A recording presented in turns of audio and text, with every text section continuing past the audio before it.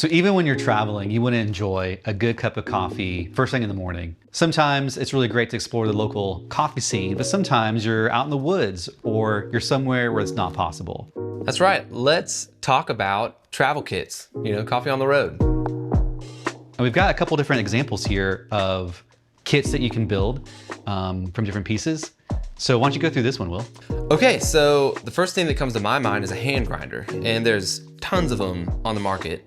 And the good ones that you're looking for are usually going to be conical burr or flat burr hand grinders. And then after the grinder, you have to have a way to heat your water. A lot of the places, that you're traveling to, most of the time, they're going to have a stovetop somewhere if you're going to like a Airbnb or something like that. If they don't, the Nespresso machine, just using it for hot water, or using a coffee pot just to produce some hot water. If I'm camping, I'll make a fire, and you can just put your kettle over a fire. And they're usually stainless steel, so you can just toss them in your bag. They're not going to break.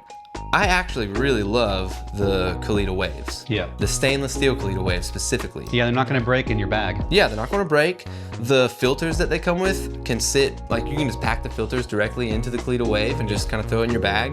And you can either put this over top a decanter, or you can just put it directly over top a cup. So it's pretty versatile. All right, so my kit, this is exactly what I do whenever I travel. If we go to the beach or whatever, obviously got a gooseneck kettle. I may pre-ground my coffee if we're not going to be, if we're going to be consuming it pretty soon after grinding it.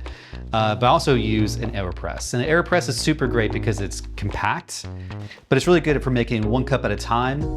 And obviously having some type of vessel to drink it in. If you're camping or if you're going to Disney World ever, having a double-walled stainless steel thermos with a really good lid keeps it hot all day long and allows you to enjoy it. Or if you're at Airbnb, just use a nice mug. Brewing good coffee while you're on the road is just another way to slow down, enjoy the moment. And just because you're out on the road doesn't mean you have to, settle for coffee that you might not want to drink otherwise. That's right.